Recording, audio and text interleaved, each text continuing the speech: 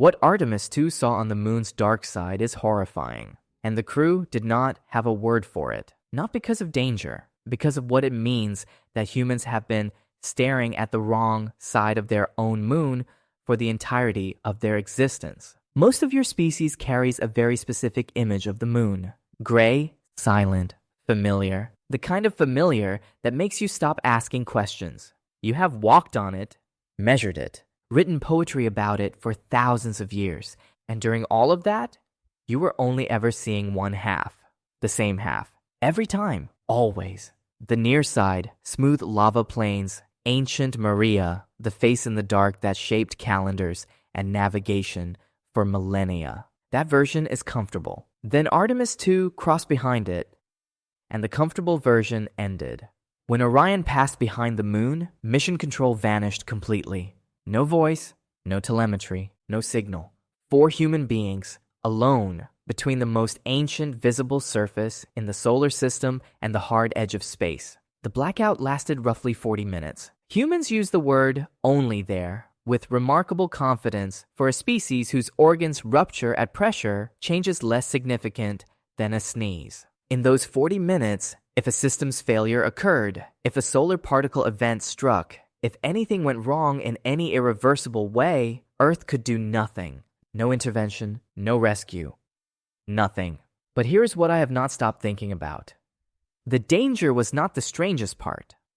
The strangest part was what they saw, because the far side of the moon does not look like the moon you know. It looks like something was done to it. The near side that your poets loved, nearly 1/3 of it is covered in smooth ancient lava plains. The far side has almost none. Instead, crater stacked on crater. Mountain ranges shattered by collisions older than complex life on Earth. A surface so violent in appearance that Apollo astronauts once compared parts of it to a nightmare of destruction. Victor Glover reportedly tried to describe what he saw during the flyby, then admitted something I find genuinely extraordinary. He said humans may not have evolved to see landscapes like this correctly. I understand that. Some environments are so ancient the human brain stops categorizing them as geography. They begin to feel like evidence. And then it gets worse. Because hidden underneath that far side is the largest preserved impact structure in the entire solar system. The South Pole-Aitken Basin, 2,500 kilometers across, up to 13 kilometers deep. Humans describe lunar craters as holes. That word is adorable. This is not a hole. This is an injury that never healed, because nothing in space heals. Things simply wait. An asteroid struck the moon there more than 4 billion years ago, with enough force to alter the lunar interior permanently. Some models suggest it redistributed radioactive elements through the entire crust. Others suggest it may have partially reoriented the moon itself, and underneath that basin, something remained. In 2019, researchers analyzing gravity data from NASA's Grail mission detected a gigantic mass anomaly beneath the basin floor, an object so dense it literally pulls the lunar surface downward. Part of the asteroid that caused the impact may still be inside the moon, a metallic fragment larger than entire island chains, frozen beneath the crust for over 4 billion years, like a bullet lodged in bone, except the bone is a world, and the bullet arrived before your planet had complex life. Most people hear that and think the frightening part is the collision. It is not.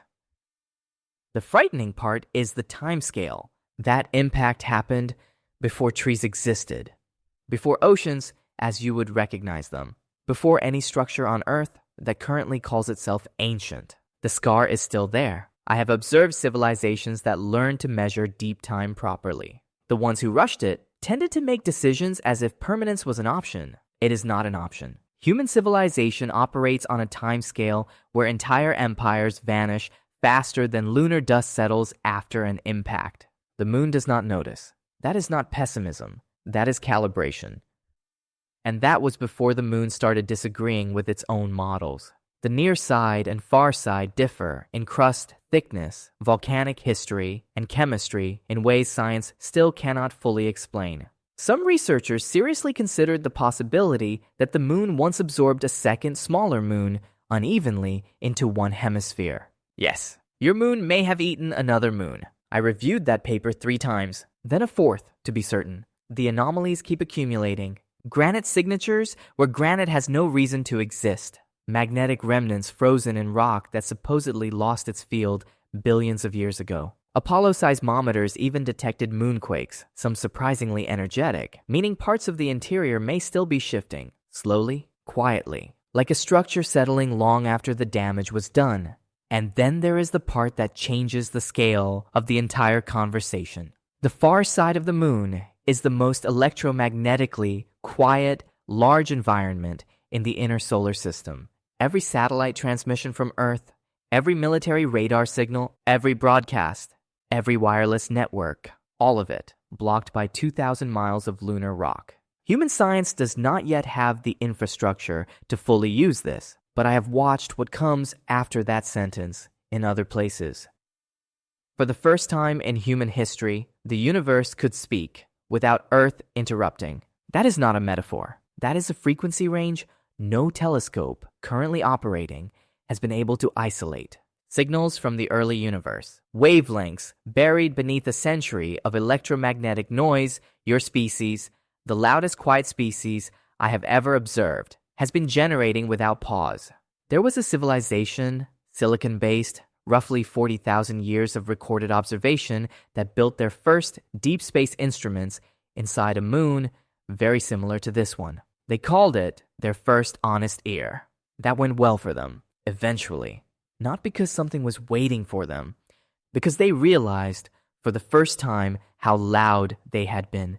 Humanity has been broadcasting for barely more than a century. A newborn species announcing itself before it understood the neighborhood. China has already landed on the far side. Chang'e 4 touched down inside the South Pole-Aitken Basin in 2019. Later missions returned physical samples from the hidden hemisphere, minerals from deep within the lunar mantle, chemical differences that reinforce what the gravity data already suggested. The object above your civilization every night may not be one simple world. It may be the fused remains of multiple catastrophic histories, wearing a familiar face on one side only. Humans recognize the moon because they have seen it every night. Recognition is not the same as understanding. And that distinction between what feels familiar and what is actually known may be the most important thing Artemis II brought home. Not data, not photographs. A correction. 40 minutes of silence behind the oldest landscape, visible from Earth. 4 human beings who returned, slightly less certain that any of this is as settled as it once looked. That is not failure. That is what reality feels like when a species finally gets close enough to inspect it properly.